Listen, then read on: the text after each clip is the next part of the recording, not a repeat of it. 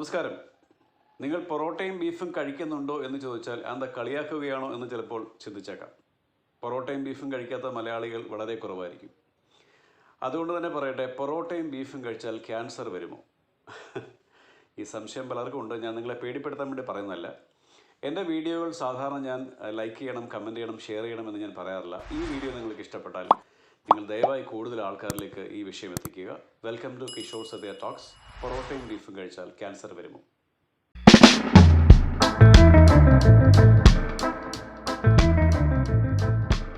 ഞാൻ കഴിഞ്ഞ ദിവസം എറണാകുളത്ത് എൻ്റെ ഒരു പ്രിയപ്പെട്ട സുഹൃത്ത് ശ്രീ കുഞ്ഞുമോൻ്റെ ഒരു ഫംഗ്ഷനിൽ പങ്കെടുക്കുമ്പോൾ അവിടെ വെച്ച് കേരളത്തിലെ വളരെ പ്രശസ്തനായ ഒരു ക്യാൻസർ വിദഗ്ധൻ ഡോക്ടർ തോമസ് വർഗീസിനെ കാണുകയും അദ്ദേഹത്തിൻ്റെ ഒരു പ്രസംഗം കേൾക്കുകയും ഉണ്ടായി. അദ്ദേഹം ഒരു ക്യാൻസർ വിദഗ്ധൻ മാത്രമല്ല, അദ്ദേഹം കേരളത്തിലെ വളരെ പ്രസിദ്ധനായ ഒരു റീകൺസ്ട്രക്റ്റീവ് സർജൻ കൂടിയാണ്. അദ്ദേഹത്തിൻ്റെ തന്നെ സ്വന്തമായ ചില മെത്തേഡുകളിലൂടെയൊക്കെ ഈ ഒരു സർജറി രംഗത്ത് അദ്ദേഹത്തിൻ്റെ വ്യക്തിമുദ്ര പതിപ്പിച്ചിട്ടുണ്ട്. ബോംബെയിലെ ടാറ്റ ക്യാൻസർ ഇൻസ്റ്റിറ്റ്യൂട്ടിൽ നിന്ന് പഠിച്ച അദ്ദേഹം അമേരിക്കയിലെ വളരെ പ്രസിദ്ധമായ പല ആശുപത്രികളിലും അദ്ദേഹം സേവനം അനുഷ്ഠിച്ചിട്ടുണ്ട്. കേരളത്തിൽ ഏറ്റവും കൂടുതൽ ഇന്ന് മലയാളികൾ കഴിക്കുന്ന ഭക്ഷണം എന്ന് പറയുന്നത് പൊറോട്ടയും ബീഫുമാണ്. ഈ പൊറോട്ടയും ബീഫിൻ്റെയും അമിതമായ ഉപയോഗം ക്യാൻസർ ഉണ്ടാക്കുമോ ഇല്ലയോ? നിങ്ങൾക്ക് പലർക്കും സംശയമുണ്ട്. പേടിക്കേണ്ട, ഞാൻ എന്തായാലും അതേപ്പറ്റി കൂടുതൽ പറയുന്നില്ല. ഞാൻ അദ്ദേഹത്തോട് സംസാരിച്ചതിൻ്റെ അടിസ്ഥാനത്തിൽ എൻ്റെ ചില സംശയങ്ങൾക്കുള്ള മറുപടികൾ അദ്ദേഹം ഇന്ന് കിഷോർ സത്യ ടോക്സുമായിട്ട് പങ്കുവയ്ക്കുകയാണ്. അദ്ദേഹത്തിൻ്റെ സംസാരം നിങ്ങൾ പൂർണ്ണമായിട്ടും കാണുക. ഇത് വളരെ ഇൻഫർമേറ്റീവായിട്ട് കാര്യമാണ്. നമസ്കാരം. പൊറോട്ടയും ബീഫുമാണോ കേരളത്തിന്റെ ഏറ്റവും വലിയ ആരോഗ്യ പ്രശ്നം, അല്ലെങ്കിൽ ക്യാൻസർ ഉണ്ടാക്കുന്നത് എന്നുള്ളതൊരു ട്രിക്കി ക്വസ്റ്റ്യൻ തന്നെയാണ്. ആദ്യം ഒരു സയന്റിഫിക് ഡാറ്റ ഞാൻ പറയാം.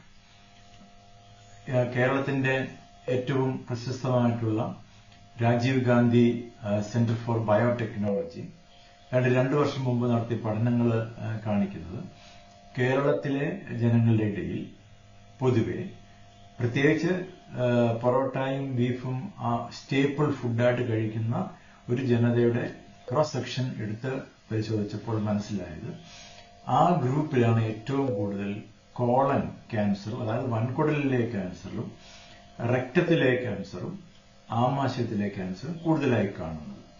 നാരുകളില്ലാത്ത ഒരു ഭക്ഷണമാണ് പൊറോട്ട.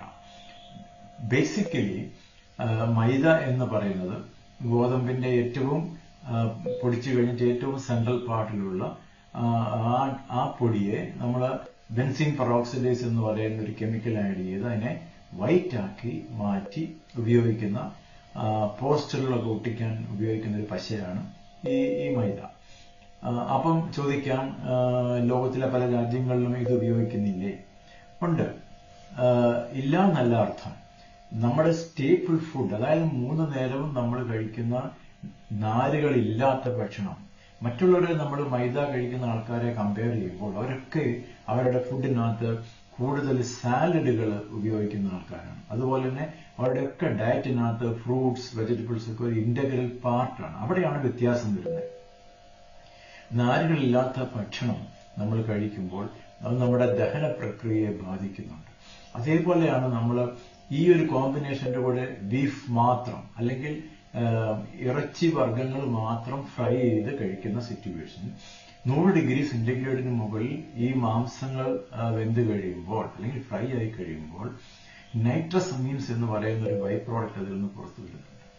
ഇതും നമ്മുടെ ഇൻഡസ്റ്റൈനെ ദോഷകരമായി ബാധിക്കും. നമ്മുടെ ഇൻഡസ്റ്റൈനകത്ത് നമുക്ക് ഹെൽപ്ഫുൾ ആയിട്ട് തരാൻ വേണ്ടിയുള്ള ഒരു ബാക്ടീരിയ ഉണ്ട്. അത് ദൈവത്തിന്റെ ഒരു വരദാനമാണ്. അതിന്റെ പേരാണ് ഗട്ട് മൈക്രോബ്. ഇതിനകത്ത് നല്ല ബാക്ടീരിയമുണ്ട്, ചീത്ത ബാക്ടീരിയമുണ്ട്. നല്ല ബാക്ടീരിയകളുടെ അളവ് കൂടണമെങ്കിൽ അതിന് ആഹരിക്കാൻ കഴിവുള്ളത് സെല്ലുലോസ്, അതായത് പ്ലാന്റ് പ്രോഡക്ട്സിലുള്ള സെല്ലുലോസ് ആണ് ഈ നല്ല ബാക്ടീരിയയുടെ ആഹാരം. ഇപ്പൊ നമ്മുടെ ഭക്ഷണ പ്രക്രിയ വെജിറ്റേറിയൻ കൂടുതൽ ആഹാര സാധനങ്ങൾ ഉള്ളതായി മാറുകയാണെങ്കിൽ നമ്മുടെ ഗട്ട് മൈക്രോബ്സ് എപ്പോഴും നല്ലതായിരിക്കും. എന്തിനാണ് ഗട്ട് മൈക്രോബ്സ്?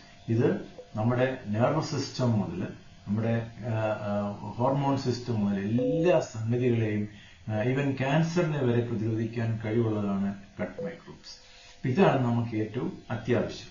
അപ്പൊ നമ്മുടെ ആഹാര പ്രക്രിയയിൽ പൊറോട്ട കഴിക്കാൻ ആഗ്രഹമുള്ളവർ കഴിക്കരുതെന്നല്ല, നമ്മളെ അതിനകത്ത് കൂടുതൽ വെജിറ്റബിൾസ് അടങ്ങിയ ഭക്ഷണങ്ങൾ കൂടെ, അല്ലെങ്കിൽ സാലഡുകൾ കൂടെ നമ്മുടെ ഭക്ഷണത്തിന്റെ ഭാഗമായി മാറണം. അതാണ് അതിന്റെ മറുപടിയായി എനിക്ക് പറയാനുള്ളത്. അപ്പോൾ ഡോക്ടർ തോമസ് വർഗീസിൻ്റെ വാക്കുകൾ നിങ്ങൾ കേട്ടല്ലോ. അപ്പോൾ പൊറോട്ടയും ബീഫും കഴിച്ചാൽ ക്യാൻസർ വരുമോ ഇല്ലയോ, അല്ലെങ്കിൽ നിങ്ങളുടെ ആഹാരശീലം എങ്ങനെ മാറ്റണമെന്നുള്ളത് നിങ്ങൾ സ്വയം തീരുമാനിക്കുക. ഈ ഇൻഫർമേഷൻ നിങ്ങൾക്ക് പ്രയോജനകരമായി എന്ന് വിശ്വസിക്കുന്നു. അടുത്ത ആഴ്ച മലയാളികളുടെ മാറുന്ന ഭക്ഷണശീലങ്ങൾ അല്ലെങ്കിൽ നമ്മുടെ മാറ്റേണ്ടുന്ന ഭക്ഷണശീലങ്ങളെ പറ്റി നമുക്ക് ഡോക്ടറോട് കൂടുതൽ സംസാരിക്കാം. വീണ്ടും കാണാം.